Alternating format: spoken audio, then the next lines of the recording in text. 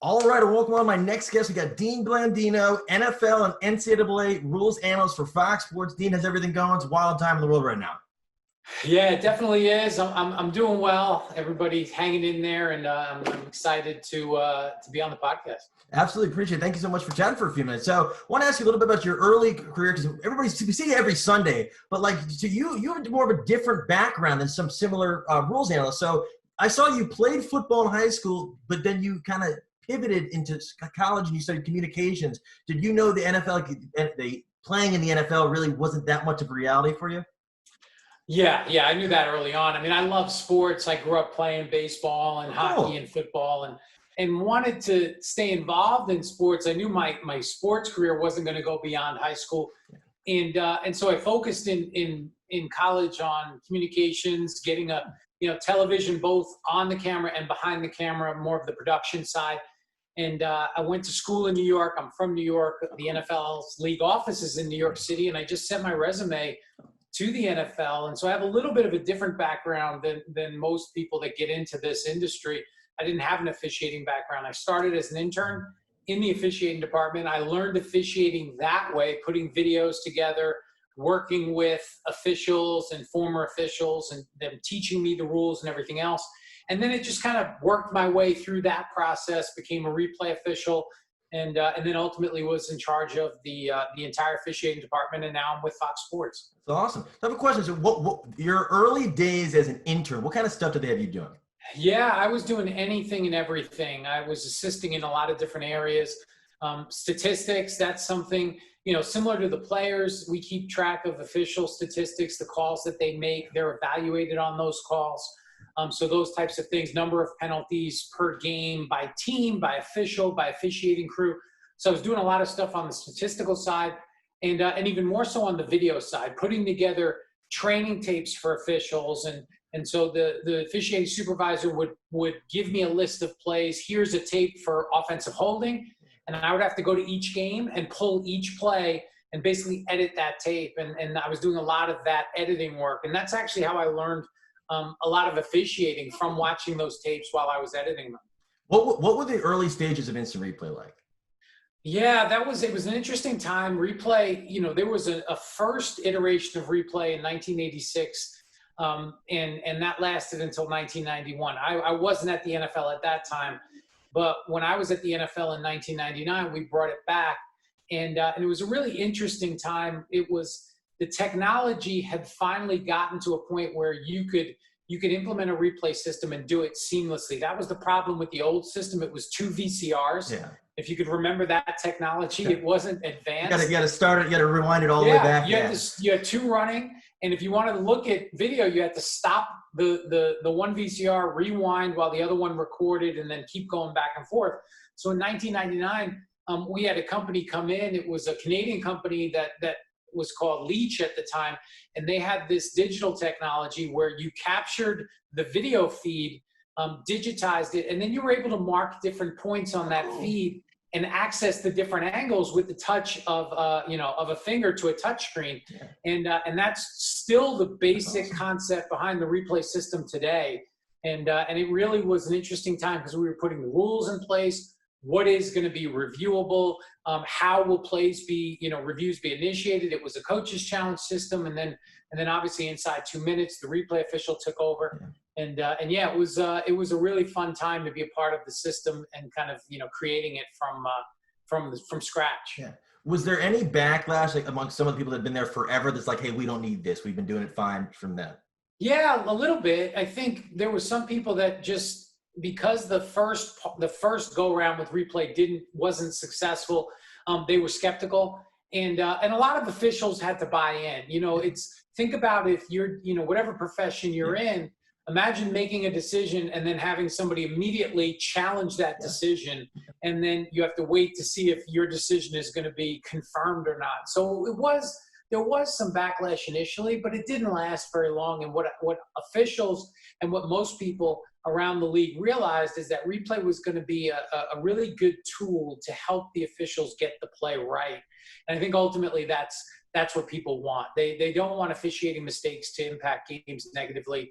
And I think as you can see, replay has now become a part of the game, and it's become a part of, all sports at all different levels. And it's just something that, it's part of what we do.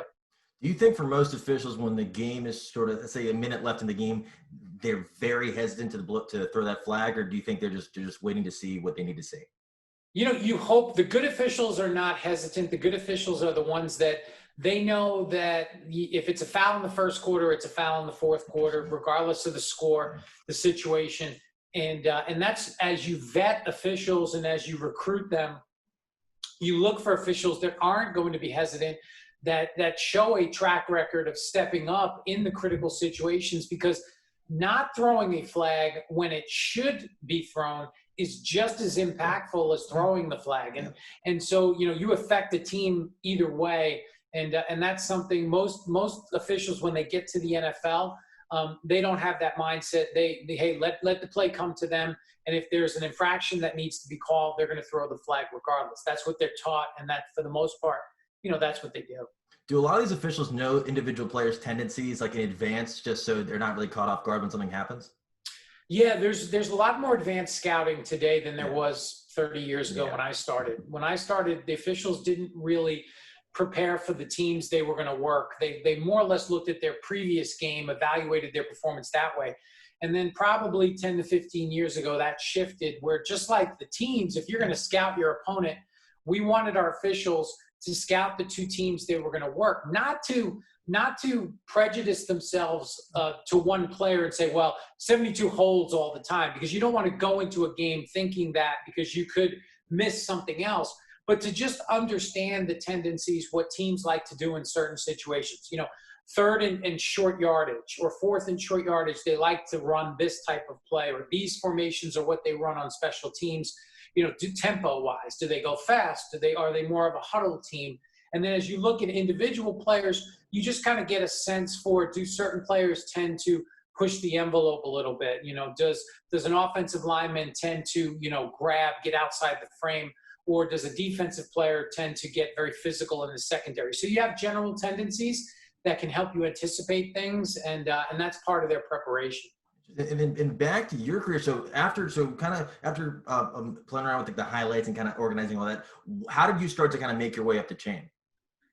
Yeah, it really revolved around replay, because I had the video background and I showed an aptitude for the rules, and I was really lucky to be around some good people that took an interest in my career and helped me learn the rules. The head of officiating at the time, Jerry Seaman, who was a longtime referee, he made me a replay official. He thought that I had a good, skill set that would lend itself to being successful.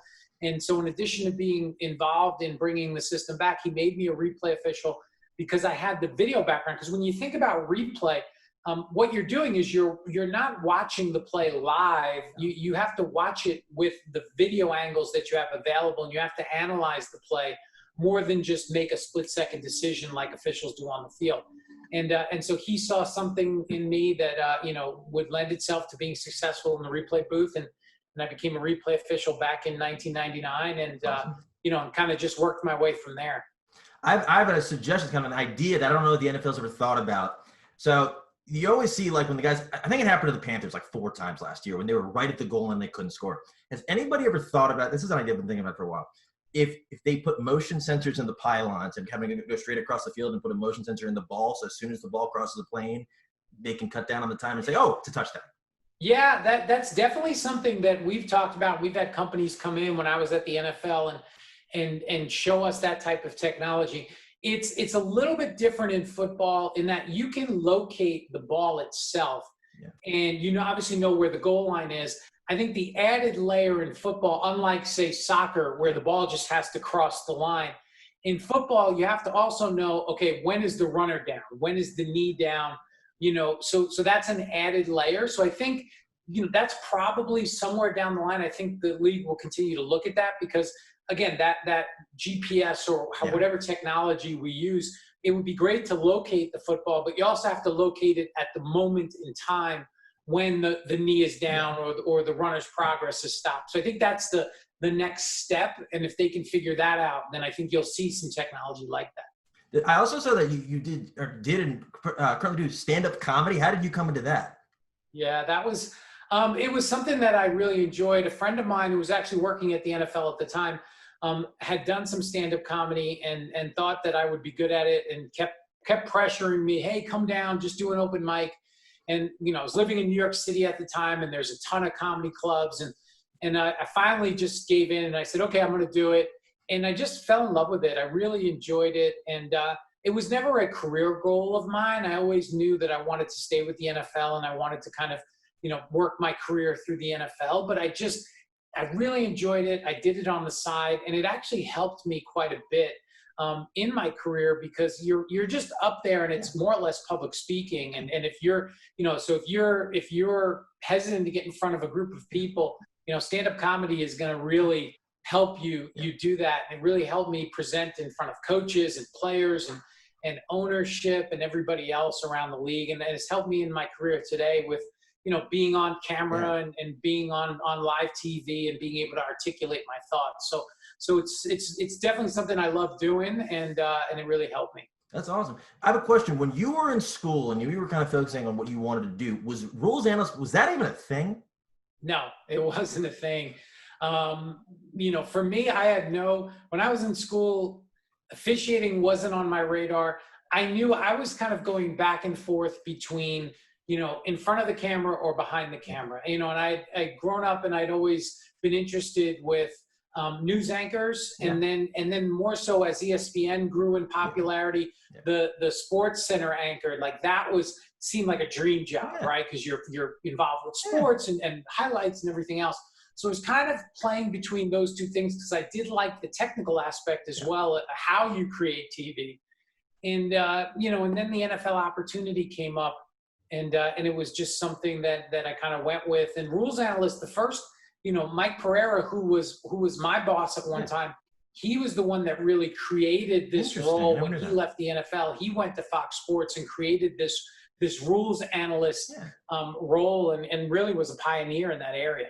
That's amazing. Yeah, because now it's just the commonplace. That's interesting. So the interest in being on camera, was that something kind of on the back of your mind throughout your career, or was it just something that just kind of came about? I think it was, it was always in the back of my mind, but it kind of, when I was at the NFL and then I was in charge of the NFL officiating department, I was really focused on that. And that was my passion. And I love being a part of the rules making process and player safety, and just as the game was evolving and being a part of that, that was really important to me. But as part of that role, I was on camera. I would do segments with NFL Network. That's awesome. I would do on air if there was something controversial, and ESPN or Fox or CBS wanted to ask me questions. So I was doing it, and I was comfortable doing it. And I think people saw that, people at the network saw that, and they saw that I was already comfortable on camera. I had the rules knowledge, and then Fox Sports reached out and presented an opportunity that I thought was a good opportunity, and I took it. Have you ever gotten any kind of like flack from officials, like, hey, like this guy's never been one, like is anything like that come about? Or sure, early in my career, absolutely. And that was, and I understand that. I understand there's going to be some, somebody that hasn't necessarily walked in their shoes, and I was always mindful of that. So the way I looked at that is, I was going to have to earn their respect even more so. And the way I try to do that is I try to just become an expert in the rules. I try to learn the rules back and front. And so I knew that no one could take that away from me. And then just you continue to work with people and earn their respect. And ultimately, maybe there's still people that look at you a certain way, but you can't please everybody. And I think most people involved around the NFL, I earn their respect over time. And then flipping over to the pass interference addition last year and then subtraction, did you have a feeling it wasn't going to last? Yeah, I wasn't early on when they put the rule in. We had been through this. I've been part of the competition committee meetings since early 2000s, and as replay has evolved, we always had that discussion.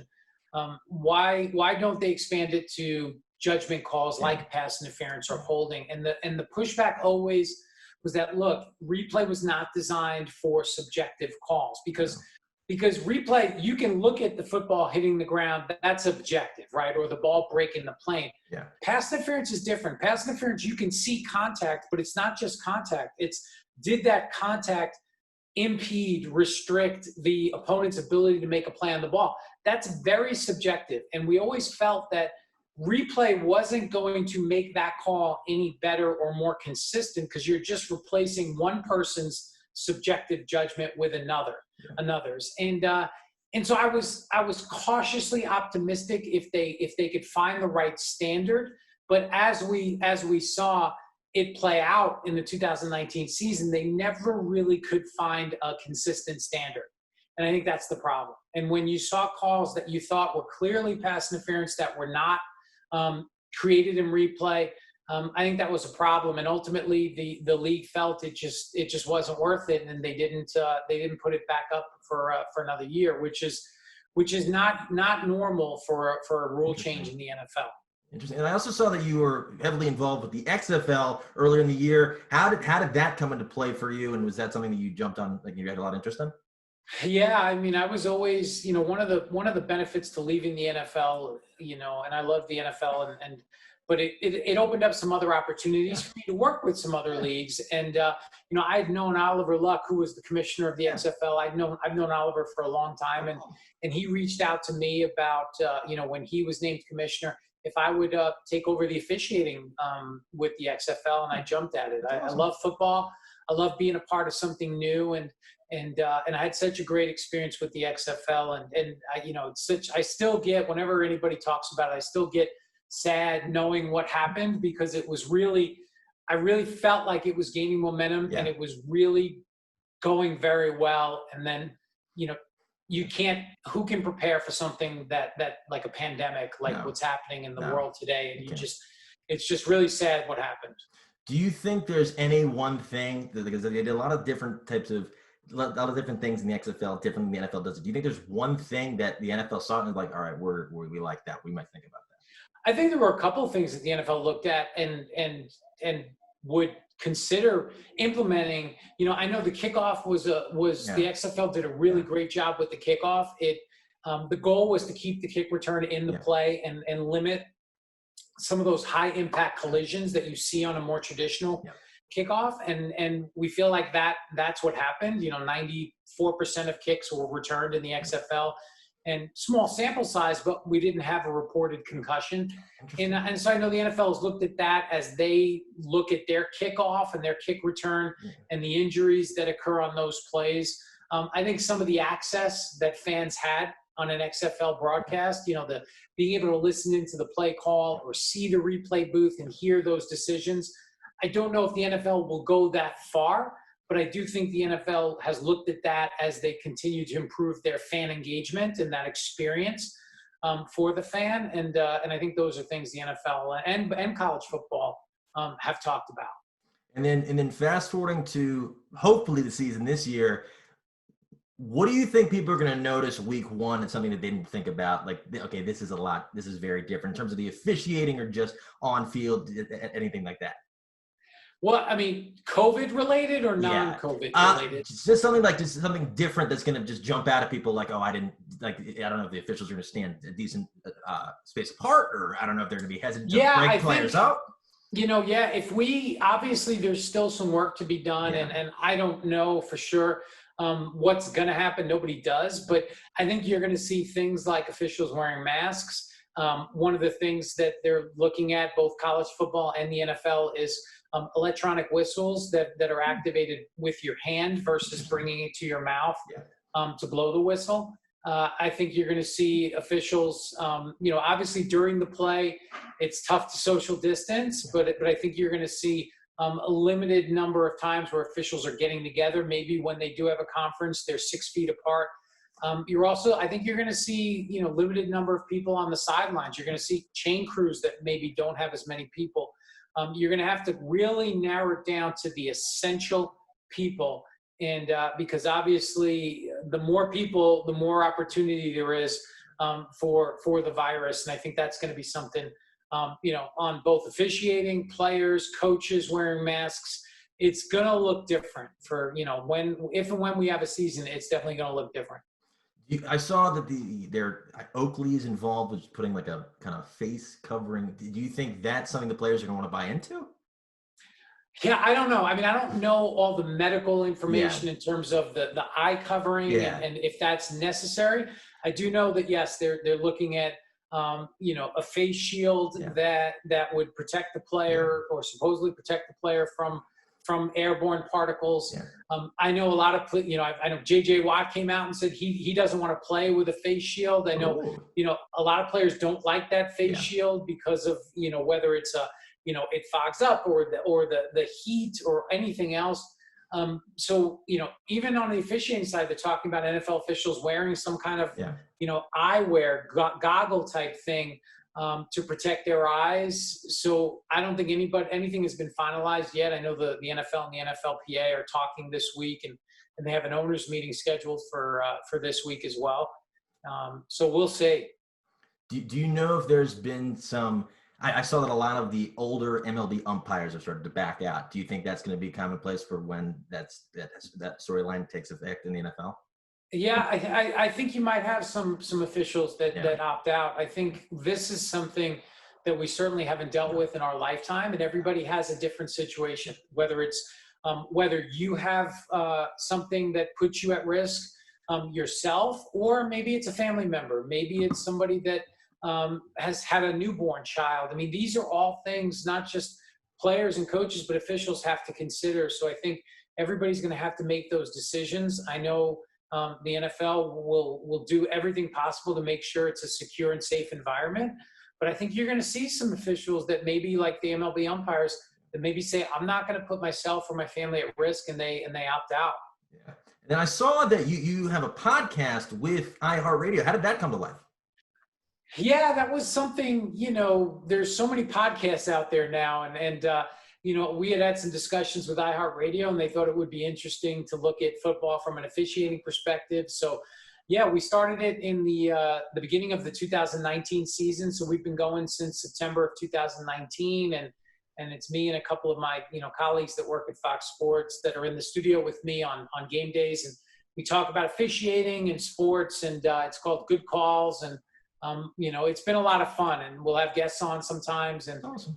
it's always good to talk sports and give a different angle with the officiating side of it.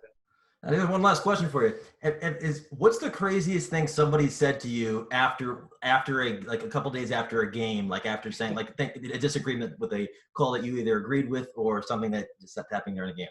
Well, there's social media certainly allows people to vent and voice their opinions, and that's all great. And I love interacting with people. Sometimes it's not positive.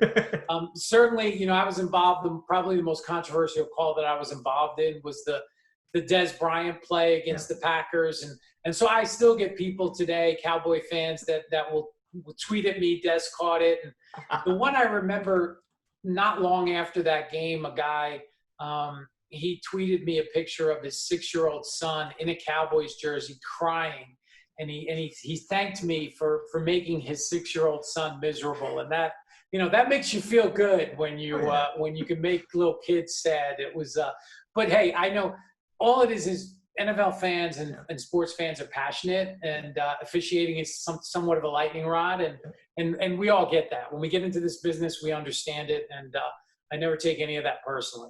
And then also one last thing, I saw something just now that apparently something happened during the Thanksgiving game in 2016. What happened with that? Yeah, so that was on Thanksgiving. Unlike NFL plays on Thanksgiving, so we're working on Thanksgiving. I'm in the command center. We're doing replay, and what we started doing, we started inviting a small group of family that for the people that had to work, hey, come in. At halftime of the games, we'll get some food and cater it in, and we'll have a little family time that we don't normally get on Thanksgiving because we're playing games. And it was the first game. We were heating up some food before the first game was started. And unfortunately, somebody put some stuffing in the microwave, and they had plugged the microwave into the same circuit that the replay setup was on. And as soon as they turned the microwave on, the whole setup crashed. and the monitor, everything else. And I was sitting in front of it, and I heard it. And I said, okay, what just happened? And we have backups and we have things. So it was down for a minute or so, and they got it back up and running. And we were still operational at the stadium. But it was just funny because you're sitting there and the game's going, and all of a sudden somebody turns a microwave on. It's like at home if you have the air conditioner and the microwave and the blow dryer on, and you blow a fuse. So it was pretty funny after we got everything fixed. That's wild. That's incredible. Did they say anything on air? Or they didn't want to bring it up. No. I mean, no one knew other than us in the command center. So it wasn't a thing where people watching the game would have realized it. No. Yeah, that's awesome. That's awesome. Well, this has been awesome. I wanted just to thank you again for chatting for a few minutes. And then for people that don't already follow you on social media, how can they find you? Yeah, you can follow me on Twitter at Dean Blandino, or on Instagram at Dean.Blandino. And yeah, I'm always available on social media and interested to hear people's thoughts. Absolutely. Well, this has been a lot of fun. Just wanted to thank you. I'm glad all does well, and hopefully we have a season. I'm fingers crossed. Fingers crossed. I'm cautiously optimistic. Absolutely. But thanks, Zach.